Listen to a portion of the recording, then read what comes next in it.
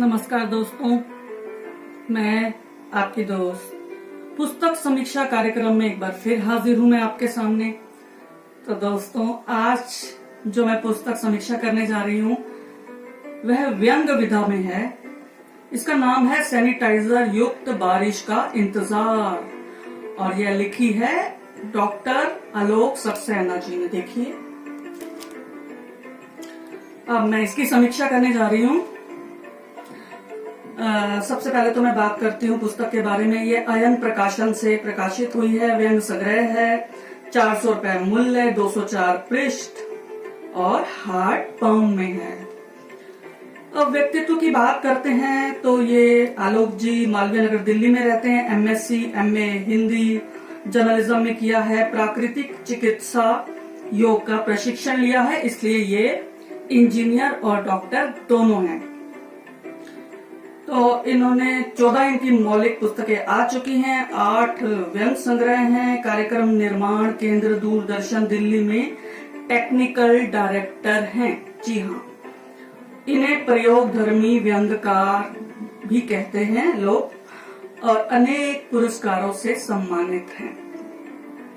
अब मैं बात करती हूँ कृतित्व यानी पुस्तक के बारे में। इन्होंने पुस्तक समर्पित की है चिकित्सकों, भारतीय वायुसेना के जांबाज फ्लाइंग ऑफिसर्स को, तीनों सेनाओं के वीर जवानों, मीडिया अधिकारियों, कर्मियों सहित अन्य समस्त कोरोना वायरस योद्धाओं को इन्होंने समर्पित की है ये पुस्तक।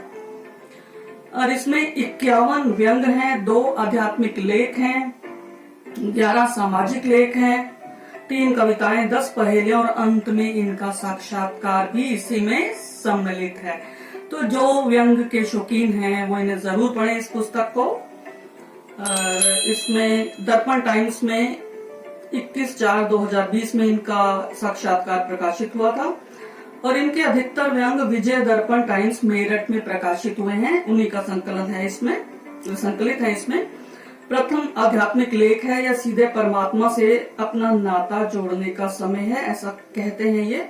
स्पीकिंग ट्री कॉलम के अंतर्गत नवभारत टाइम्स में यह प्रकाशित हुआ था 2020 अप्रैल में। मेरे विचार से व्यंग में हास्य का पुट भी निश्चित ही रहता है। मखमल में थापी लपेटकर पीठ पर मारना व्यंग्य है। तो जैसे लठमार होली खेलते हैं और इनके संग्रह में होली से जुड़े कई इसमें है व्यंग और पूरे कोरोना काल का इसमें ब्यौरा है। सूक्ष्म दृष्टि से जनता के क्रियाकलापों की निगहबानी की है इन्होंने और व्यंग की प्रत्यंचा पर चढ़ाकर तानों की बारिश भी की है इन्होंने।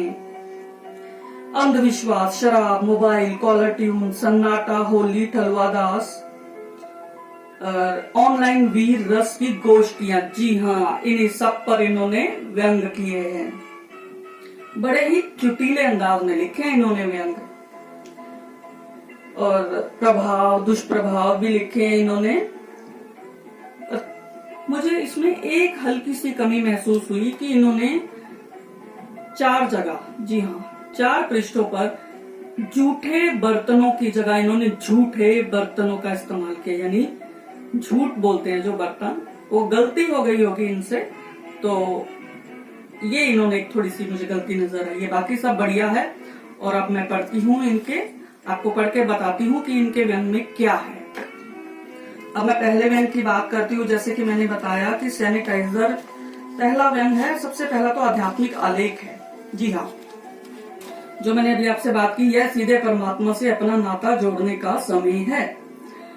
लॉकडाउन के दौरान आजकल मंदिर, मस्जिद, गुरुद्वारे, गिरजाघर जाना भी बंद हो चुका है। प्रश्न उठता है कि हम अपना नियमित पूजा पाठ करने कहाँ जाएं? तो सबसे पहले क्वारंटाइन में रहते हुए एकांत में बैठकर अपनी अंतरात्मा से पूछिए कि आप कौन हैं। आपने धर्मात्माओं, पुण्यात्माओं और देवात्माओं से बहुत पूछ लिया, जो कुछ समझा वह व्यर्थ ही रहा, या फिर यूं कहा जाए कि सही गलत का फर्क समझ ही नहीं आया। अब आपको सबसे पहले जानना होगा कि मैं कौन और मेरा कौन। ये है इनका पहला व्यंग। इसमें यह आध्यात्मिक लेख है ये।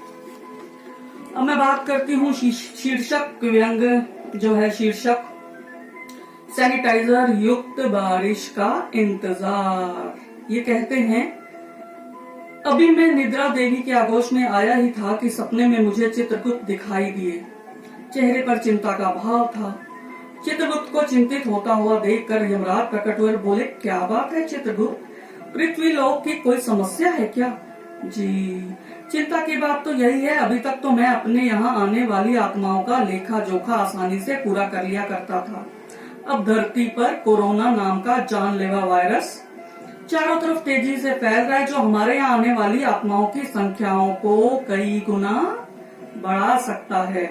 मुझे चिंता इस बात की है कि अपने पास बहुतायत में आत्माओं को रखने के लिए इतना परिसर कहाँ है। जी हाँ, ये व्यंग देखा, ये दैनिक जागरण में प्रकाशित हुआ था पुनर्नवा में 13/4/2020 और इसका अंत में है, इन्होंने लिखा कि घर पहुंचा तो पत्नी ने दरवाजा खोला और बोली, जाइए पहले बाथरूम में जाकर पानी से हाथ धो लीजिए और सैनिटाइजर को हाथों में मल लीजिए, और हाँ, जब तक कोरोना भाग नहीं जाता तब तक आप मुझसे दूर ही रहिएगा।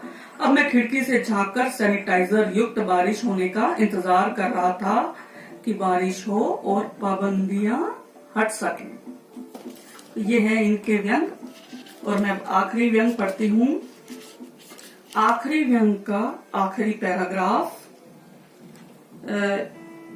दरअसल ये व्यंग नहीं है, इनका साक्षात्कार है आखिर में, लेकिन इसका मैं अंतिम पैरा जरूर पढ़ना चाहूंगी, इससे काफी कुछ पता चलता है। विजय दर्पण में प्रकाशित हुआ था ये। अभी नाक एवं मुंह पर मास्क लगाकर और सैनिटाइजर की शीशी जेब में रखकर कार्यालय जाने का समय हो रहा है। कार्यालय के वाहन चालक का फोन भी आ चुका है कि वह मुझे लेने आने ही वाला है। इससे पहले आप मेरा धन्यवाद करें पांडे जी। मैं आपका और आपके समस्त प्रकाशन दल का धन्यवाद करता हूँ। मुझे इजाजत दीजिए वरना देर हो जाएगी। आज के प्रसारण सभाओं की जिम्मेदारियां निभाने का समय हो रहा है जनाब। वहाँ मेरे पुत्र पुत्री समान तमाम सारे प्यारे प्यारी इंजीनियरिंग कुलीग अपने इस मित्र सखा स्वरूप अधिकारी का इंतजार कर रहे होंगे, इसलिए फिर मिलेंगे, नमस्ते। तो दोस्तों, आपने देखा कि इन्होंने किस तरह के व्यंग सारे कोरोना से जुड़े हुए हैं। आप इन्हें पढ़ सकते हैं, बहुत कुछ पता चलेगा कोरोना काल में लोगों ने क्या किया, कैसे जीवन जिया। एक धरोहर है व्यंग के रूप में। तो धन्यवाद दोस्तों, फिर मिलेंगे अगले कार्यक्रम में। Bye bye.